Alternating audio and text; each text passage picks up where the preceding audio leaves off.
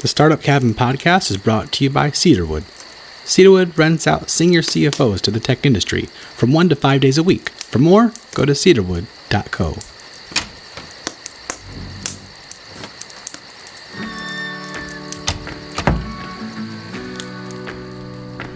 Hello, I'm Steve Ferris, and this is the Startup Cabin podcast, where we share great strategies from European startups and investors. Today, I'm going to be talking with Emma Rogers. She's the CEO at Little Bridge. It is an e-learning platform that teaches children English, and everybody in the whole world wants it. You'll hear about how they're getting into new markets and how she puts together her teams. And through the conversation, you'll see that she's got a long track record of success, and she's going to share honestly just about her journey and what's worked for them. And so we're going to get right into it. I think you're going to like it.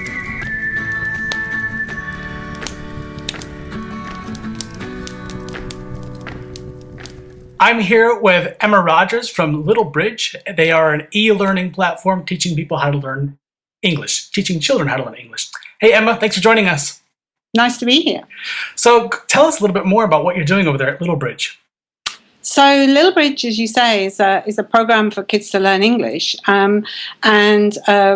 Basically, our main market is kids that are just starting school right through to early secondary, and it's the easiest way to describe it is beginners onwards. If they stick with us, we aim to get them to certain kind of internationally recognized levels, so they can take these internationally recognized tests if they want to. But as a result of that, we've got a kind of core user age range that goes anything from 5 years right through to 13, 14. Wow, and I saw that some families are actually using this as all together as they're learning English. Absolutely. Families, both individual families, but also quite a lot of schools set up sessions out of school time for families, mums to come in and learn English along with their kids. So, yeah, particularly mums, but some dads as well, yeah. So what was it that made you want to start this? Well, kind of funny story, really, in that we started from teaching English-speaking kids foreign languages. Well, that was the real driver that started. We just had an idea of the ideal way of learning a language, which is little and often, and really with a kind of meaningful sense of why you're learning it. I mean, language is such an abstract thing. For kids, they have to understand or have to have a sense of they're doing this for a reason, and the big reason is to be able to communicate. And so we felt very strongly that English-speaking children ought to learn a foreign language, like so many European children and children around the world obviously learn a second language, quite often English.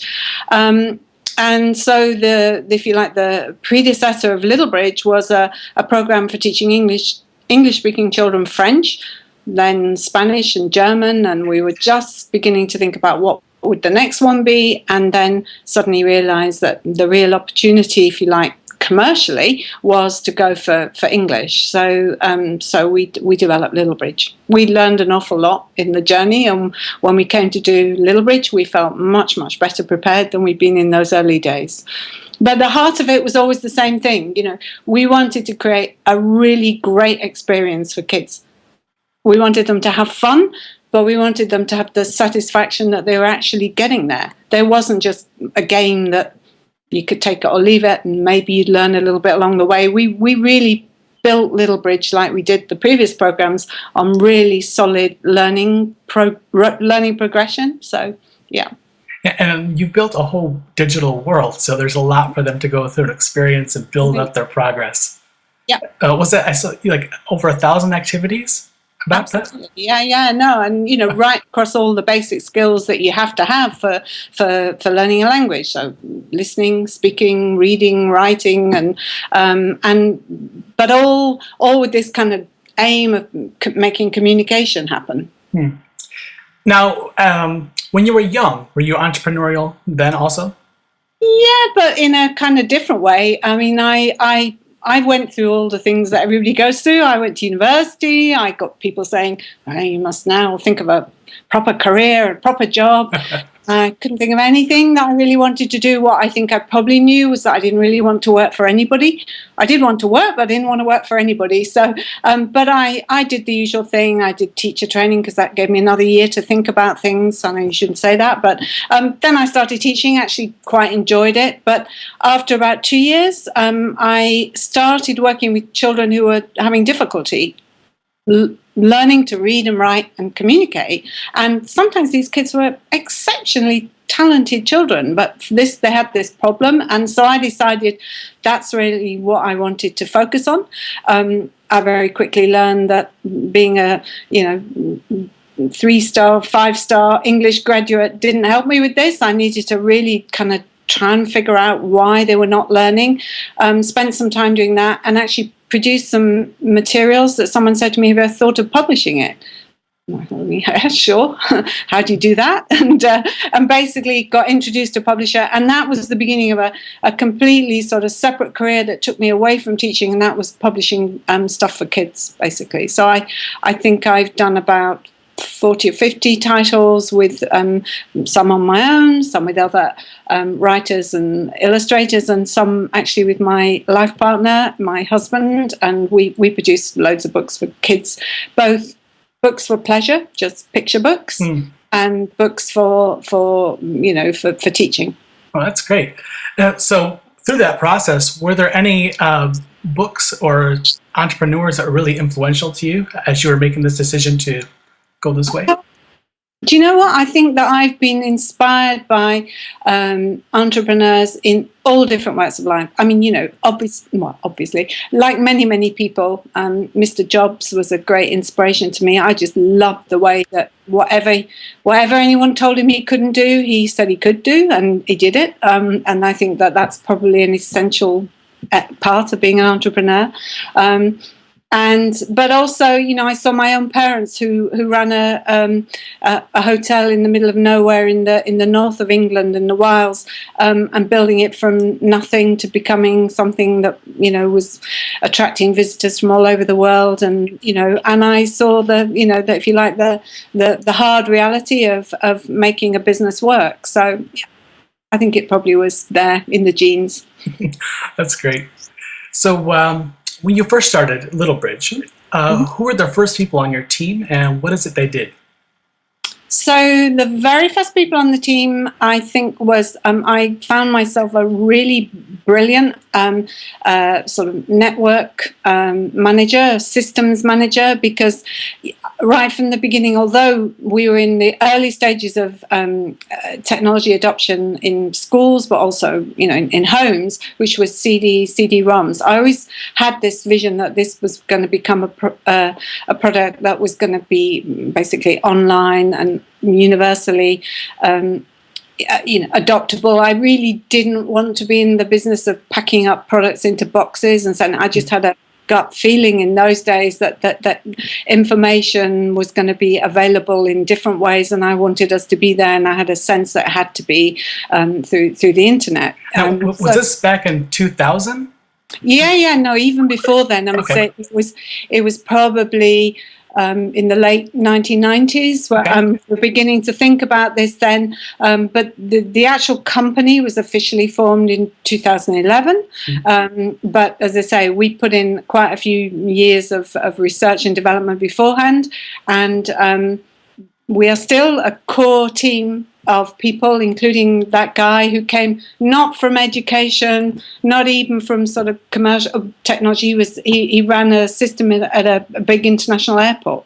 Okay. And he just said, yeah, this sounds really interesting, really cool. And he's still there, and he is he's probably absolutely the part of the foundation of Littlebridge. So how did you find him?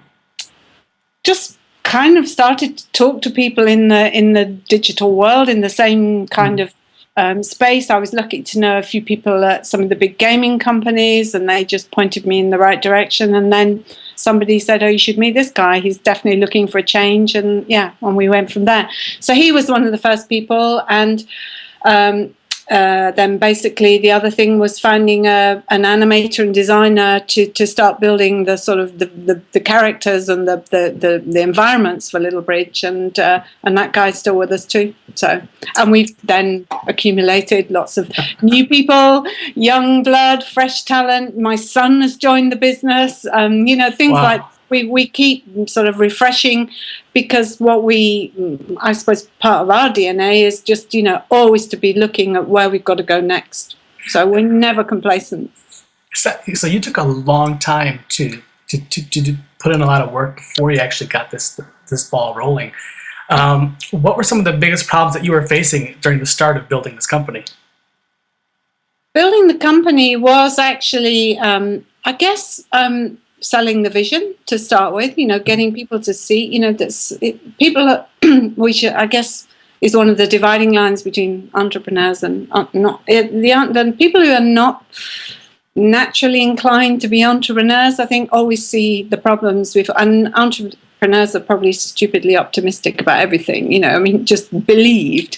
And so I guess one of the biggest challenges was finding the people who could buy into the vision and see to the future and say, yeah, actually, this is doable. And that is an ongoing problem. There are still people today who say, oh, yeah, well, it's fine what you're doing for, the US or Western Europe, but you're going to hit problems here. And sure, yeah, we know your problems, but problems are there to be overcome, not to run away from. So yeah, you go into it expecting the problems are going to be there. Yeah. So I guess that was one of the biggest challenges. But in practical terms, also, those problems did exist. They're, however enthusiastic, a teacher, for example, would be, if they don't have the broadband going to their school, then this isn't going to work. So, you have to find solutions. And that's what we've tried to do. And actually, mobile technology has helped us to do that. Yeah. When did you guys get into mobile? So we started about 18 months ago. So, it's an ongoing thing at the moment. We released our first mobile versions of Little Bridge at the end of last year, and there are tons of other things in the pipeline. But mobile, again, is just like the web was back in the day. I mean, mobile is so exciting because one of the things we've always done with Little Bridge is cross that divide. The thing that people talk about with EdTech is that, they assume you're talking about selling to schools. These days, the walls are being blown away out of schools just like they are everywhere else. And if you're not involving parents in their kids' learning, then I don't believe you're going to survive going forward. So, and mobile technology for us is the bridge or the gateway. In those early days of founding it, was there any major insights that you gained going through that process? I think probably, again, which is a positive and negative about an entrepreneur, is that you can tend to sort of whiz past some of the basic functions that you need to get in place for an organization to stay healthy. And so, cash always was a big problem that we had to make sure. I mean, we also set out, we're self-funding and were from day one, and absolutely, again, I think I had a fairly strong element of that in my bloodstream because of, as I said, from my own personal family background. I saw my parents work very hard to make sure that enough money came in, and I saw the money going out as well. So I learned that very early on. I think probably a lot of businesses struggle with that to start with. But having said that, when you're exporting, as we do, there's a ton of regulation that you just cannot bypass. You just got to get your head around that. And, I sometimes feel that there's a lot of encouragement for people to export and not enough support on really, really what you've got to do. And, we've had our fingers burned several times, lousy partnerships, people who've kind of set up Little Bridge Mark II in other countries, and we've had to work very hard to make sure that we control that. But I think that, that applies to organizations big and small. Yeah.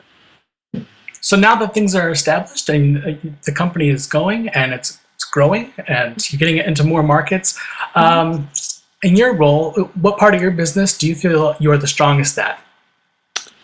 Ooh, tough one. I mean, I try to run as flat an organization as possible. So, I'm absolutely willing to roll up my sleeves and do whatever anybody needs me to do, because we're still at the stage where where we could spend tons of money on adding to our team, but because we make sure that we only spend what we earn, and we don't do that. So I still very much get involved in design work, which is where I come from personally. I'm nowhere near as gifted or skilled enough to do some of the major programming work, but I made sure that I understand some basic coding, and basically do what I can to make sure that that when anybody asks me to do anything, then I can step in and at least hold the fort, and keep things going. The other thing that I guess I'm best at is getting out there and talking about the company, because someone has to do that in this world. So yeah. Are there any strategies or advice that you have and that you think other people who are starting out in their companies need to know? Maybe you said there's a lot of things that people kind of skip over in their excitement to get things going, that there's some stuff that they just don't pay attention to. Is there anything there that you could speak on?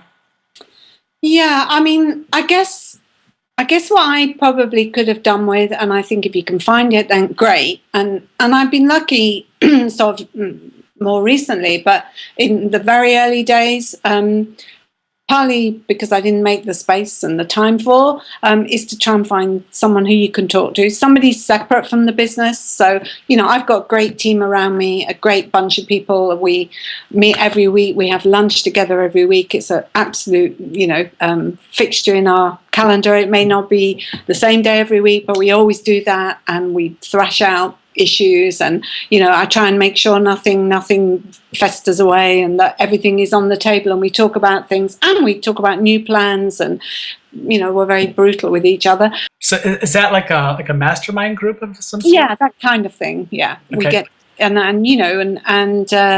yeah, it's kind of not too in a circle, so we bring in different people. But me personally, I think back in the day, I probably could have done with an external mentor, or someone who's been there and done something, if not the same as us, but someone who's definitely separate. So if you can find that, I think that's a great thing. And like I said, more recently, I have found those kind of people.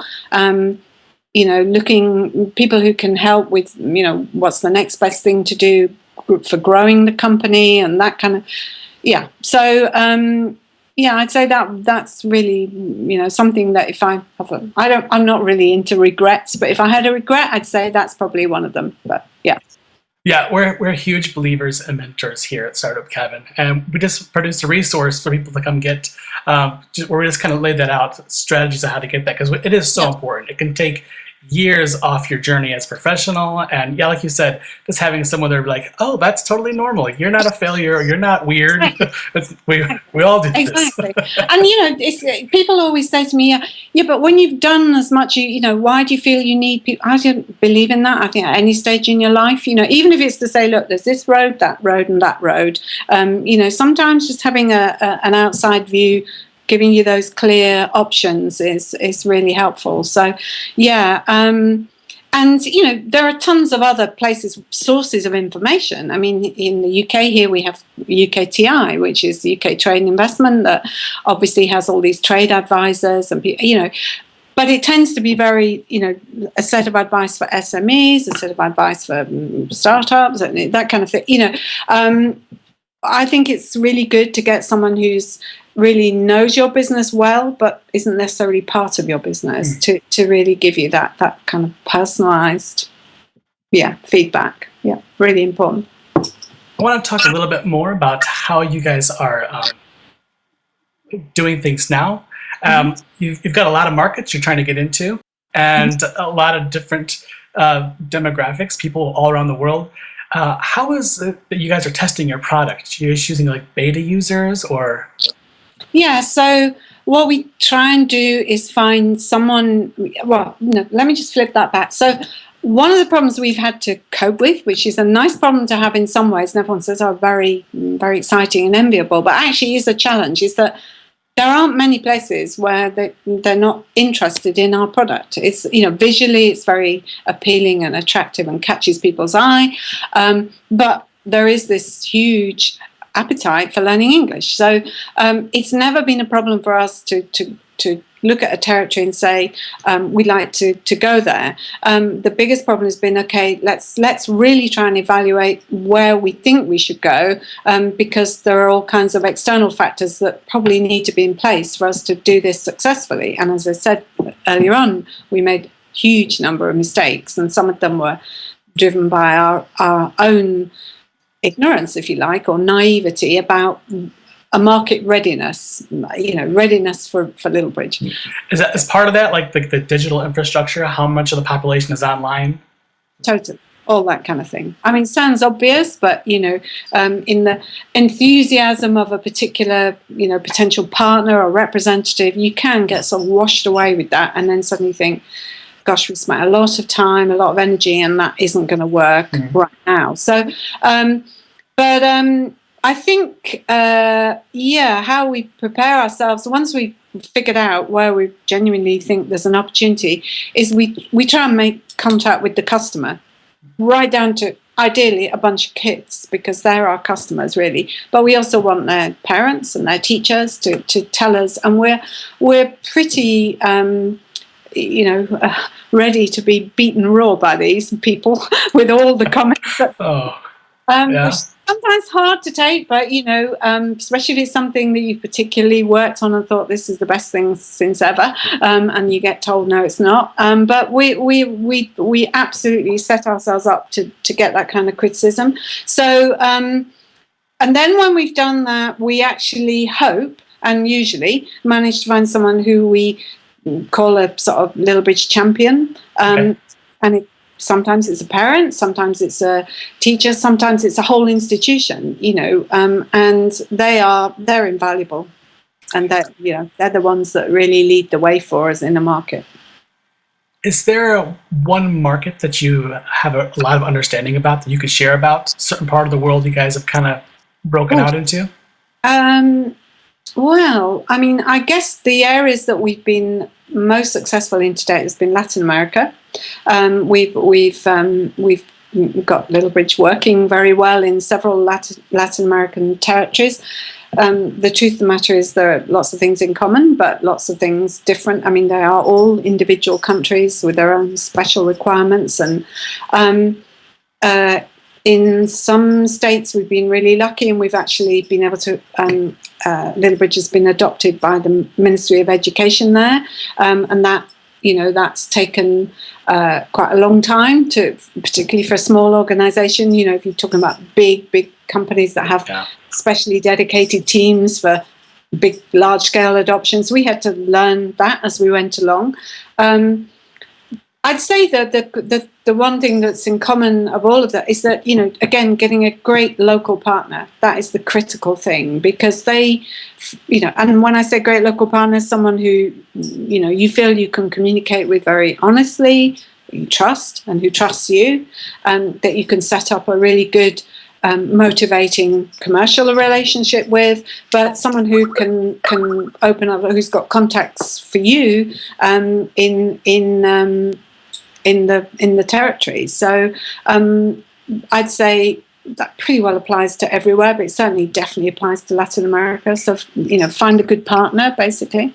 Okay, so you're finding people on the ground, setting up some kind of a reward system or commission structure for them to spread Littlebridge around their areas.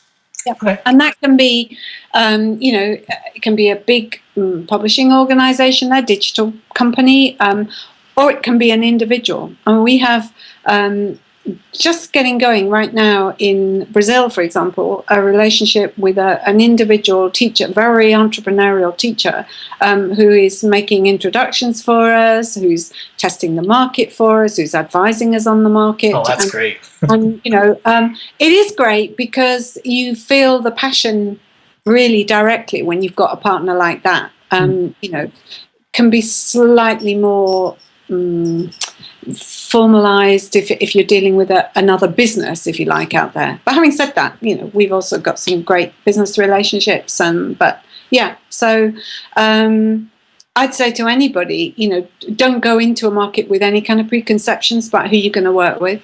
The big guys promise big and don't always deliver.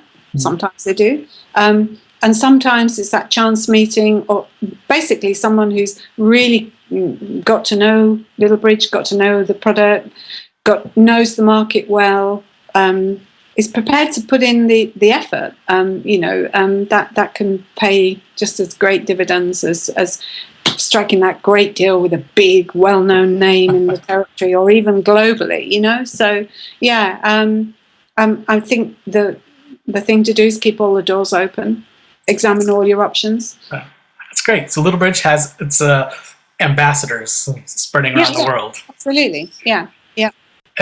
What was the last win for your company? Any awards or achievements you guys have gotten recently? Well, we are shortlisted for a British Council award, which is quite interesting because technically the British Council is a competitor, but it runs these awards every year. It isn't. It's got this dual hat, so it actually goes out there and sells its services and its products, digital products, but at the same time, it has this kind of remit for promoting what's good about Britain. So with that hat, they run this thing called the British Council Eltons, which is English Language Teaching Awards, and we've just recently been shortlisted for the digital innovation part of those awards, and we'll be going along in a week or two's time to find out whether we won. But there's lots of very prestigious companies in that, but it's great to be shortlisted, and we've been lucky in that we have been recognised and sometimes have won some great awards that all help to give you that little bit of validation. More than anything, it's a huge reward for the team. I see their eyes light up and they can see that within the industry they're being recognised for what they do, and that's really great. So you guys have been getting nominated, getting some awards, growing pretty steadily in different parts of the world, and a lot of places are wanting you to come and set up shop in their countries. So those are all the awesome things that can give you a lot of energy. But when things do not go so great, what is it that you do that helps you kind of keep up your energy to keep pushing forward? Well, I guess, again, I'm going to keep saying that it's the team, it's the support systems you've got around you, and the belief that they all have, and they all, whatever hits us, we always have this kind of sense of, we can do this, we can get through this, we can make this work. And I don't want to sound too sort of hippy dippy here, but there is a great vibe where amongst us, and as I say, I think if I've contributed anything, it's been to try and encourage people to feel like they can talk about everything that's concerning them, from very personal things sometimes right through to organizational things, product challenges, and equally, we are there for each other, and that has, I'm pretty certain that any startup needs that. You cannot do it on your own. You really can't. No matter how much energy or drive you've got, you need people around you, and quickly as possible, you need to start building that team of people that. And again, you're going to get it wrong. We have, we have had people join us that it's just turned out to be the wrong fit, the wrong, and you just got to be willing to live with that, let that go, and move on. And yeah. Do you have any advice for actually picking out the teammates? Is there something you're actually looking for, or you learn to look for? That's a really tough one, because lots of times people have said to me, why did you choose? There is a bit of a gut feeling there. But I think also you have got to be ready to kind of step back and say, okay, we've made a mistake here. But usually when you get to that stage, both sides are seeing that. So it's not that difficult. It doesn't happen that often, but when it does, you've got to be ready for it and very quickly get over it and move on and do the next thing, sort of thing. And I truly believe that if you're straight with people, open with people, and they'll either love what you do and buy into what you do, or they won't. And it's a difficult one to say, really. I mean, no, but going with your gut, I mean, we hear that time and time again. I mean, and usually it's a quick instinct that a lot of us have, but we have to learn to listen to it more. Absolutely. Yeah. Again, you asked me, what advice I would say. The thing that I would have liked someone to say to me is, actually believe what your gut's telling you, because quite often I've kind of listened to what my head's telling me, and this must be the right way to do it, and my gut's saying no, and I think now, I think you should try and get the right balance, but I think sometimes I've probably listened more to the voices of reason, and and probably shouldn't have done that. It's difficult. That is the big challenge, but that's what's exciting. Yep. It's not an exact science, but I don't know what's going on with our guts, but they tend to work. They do. They absolutely do. Yeah. And if they got it wrong, I think you can usually figure out where in the chain why you got that one wrong. So I think, and also you've got to be willing to do that. I think you've got to be willing to examine yourself and why you got that one wrong very honestly. So looking into the future, where do you think your focus for Little Bridge is going to be for the next year? For the next year, we're going to be looking very much at reaching out to families, more and more to families. I think the older I get, the more I think, small is beautiful. Those units are they're the key to everything going forward. I think the age of massive systems organized. I mean, whether you're talking politics, it's the big thing everyone's talking about at the moment. But I think one of the things that I've tried to hang on to, both within our organization, but when we're looking at our customers, is, never forget the individual or the small group of individuals who are interacting with what you do. And, at the moment, our focus is very much on families and family learning. So, I mean, that's not to say we're neglecting what we've done as our core business to date. But I think the future is to getting these two things interacting together more effectively. And I'd like to think Little Bridge is going to be at the heart of that. Yeah, I agree. That extra special attention on the customer really does go so much further. They want to just evangelize your product to everybody. When you take them, even if it's those first few customers, first few users that you have, and just kind of have a party with them, just kind of put out the red carpet, just do as much as you can. Yeah. That's wonderful. Yeah, I mean, people talk about, kind of growing your users, growing your numbers, and of course that's very important. And I'm number one to check the stats every day and see how we're doing. But I think if you lose sight of those individuals and those core users and those relationships you've built, and then well, I think you've probably lost your soul for them, for what you're doing. I think that's the most important thing. So we never forget, and we have people, who've been with us now, maybe their kids have moved on, but they're still there and they're still giving us input. And I think that's really important that you hang on to that. I agree. Well, Emma, thank you so much for joining us and talking to us about Little Bridge. Pleasure. I really appreciate it. Thank you very much. You have been listening to Emma Rogers, CEO at Little Bridge. You can find them at littlebridge.com. Since I've talked to Emma, they have won that award for the British Council. Congratulations to them on that. So you heard a few times she touched on the importance of teams and the importance of having mentors and people to guide you along the process during your journey as an entrepreneur. Well, if you are close to the Stockholm area, you've got to get in on Startup Cabin Tribes. It's a year-long program with a mastermind format where you get to sit with people who are like you in business, and you're going to develop your businesses together. And you can get into the first tribe starting very soon. You can apply at startupcabin.com/tribes. If you want to get the free resource I mentioned earlier in the episode, you can go to startupcabin.com/resources and download the How to Get a Mentor guide and audio lesson there. So, until next time, we wish you much success.